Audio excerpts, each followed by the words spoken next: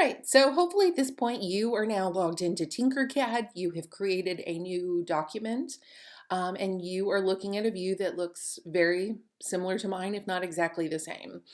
And I do just briefly want to talk about Tinkercad versus other 3D programs. Tinkercad is something that I used in grad school. It was how our engineering professor introduced us to 3D modeling. Tinkercad is super introductory. It's fairly intuitive. And it's just a really great introduction to sort of playing with the world of 3D. But you're going to find that there are a lot of limitations with it, and we'll probably bump into those as I work through this video. We use this again for one homework assignment, okay? And then during the course of that semester, we moved to Onshape, which is a parametric CAD program. And you can already see from this new document that I've created how much more complex this is. When I showed you Tinkercad, there was one plane that you work on, and in Onshape, you begin with 3 planes. And as you work through 3D modeling, you can add as many planes as you need to work through your design. It is very plane dependent. So if I want to place something on my document, I essentially need to ensure that it's placed on a plane. And if I want to build up from it, I need to work on another plane and on another plane and on another plane, okay? You'll see that there's tons and tons of tools here. It goes super, super deep into the kind of work that you can do. And then you've also got this panel over here that's not unlike the panels that you would use perhaps in Photoshop or Illustrator, okay? So again, as we work through Tinkercad, if you're finding that you absolutely love this, go and play with Onshape. It's another free program.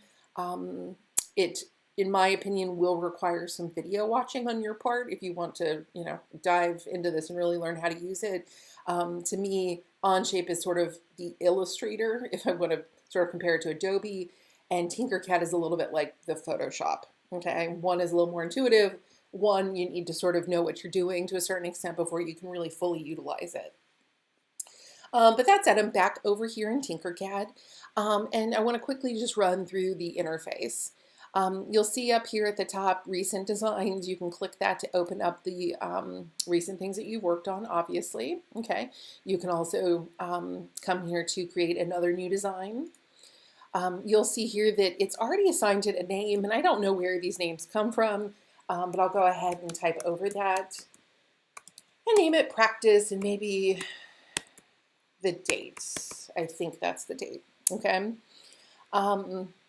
Again, this is the plane that we will be working on. You'll see that it is using millimeters, okay? And there is a way to change the units of measure. You can come in here under Edit Grid and change it to inches if it just makes you a little bit more comfortable.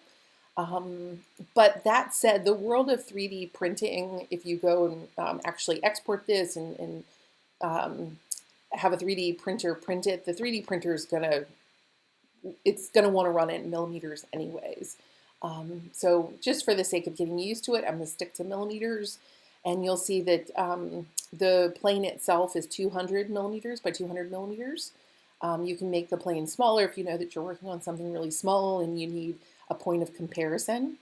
But all that said, I'm going to leave these settings exactly the same.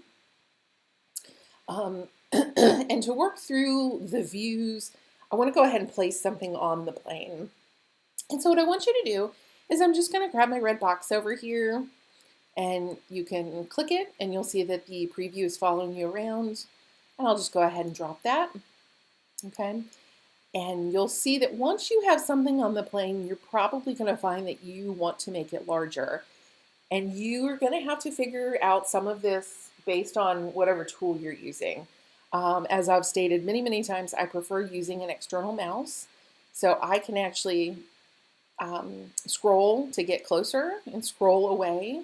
Okay, so that's my zoom. If I hold my right button, okay, I can click and hold, okay, and turn my object. I can look underneath my object. Okay, you'll see that that's the mechanism for navigating around. Okay. You'll see if you hover over these little white squares, Okay, they will indicate what measurement they're associated with. So this box right now is 20 millimeters tall. Okay, and I can see that it's the width and depth is also 20 millimeters. If I want to edit those, I'm just going to click on that little white box. So I can now come over here and edit the measurement from 20. Maybe I want it to be more rectangular, so I'll change this one to 30, and I can hit enter. You'll also see that you have these little curved arrows that indicate how you can rotate something. And generally the one that's closest to you is the one that's easiest to edit. If I were to turn this, okay, and get to a point where I can access another one of my arrows. Okay, some views, they'll all light up for you. Sometimes you'll find that, you hover and you click on it, it won't work. And if that's the case, you just want to rotate around and change your view. All of that said, right-clicking on this is in my opinion, it's the easiest way. I can rotate it as much as I need to. But you also have this little box up here that you can use that indicates top, right, left, bottom, front, and back, if memory serves. And so I can go ahead and change my view by simply clicking this, and I can use my left arrow, not my left arrow, my left click. So again, if you're using a trackpad, you may find that this is a little bit easier, okay? And you can click on the individual planes, you can click on the corners. Any of that information is accessible to you to change your view, okay? You can click on the home view, and that'll take you back out to where you started. You'll see that you can fit view to selected shapes, okay? And that also, the shortcut for that is F, and it's called focus. And then you can also manually zoom in and zoom out if you find, again, that you're struggling with your right button, right clicking, to do that manually. You also see that you have the option to move from a perspective view, which is the default, to an orthographic view. And the best way I can sort of explain how that works is to put a second object on the plane. Okay, I'm going to zoom out, and I'll just rotate this a little bit. Okay, and when you're in a perspective view, even though these objects are probably, they are the same size, you'll see 20 and 20. In a perspective view, it's just like drawing a picture. Something that's further back is going to appear smaller, okay?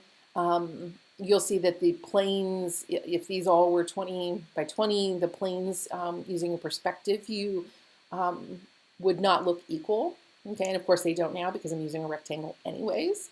And if I change the view to orthographic, you'll see that it removes the perspective view. And so now these objects look to be the same or more similar because most of the measurements associated with them are the same, okay? You figure out what works best for you. I tend to always work in perspective view, okay? I'll be back in a moment to start running through some more of the tools that you have access to in Tinkercad.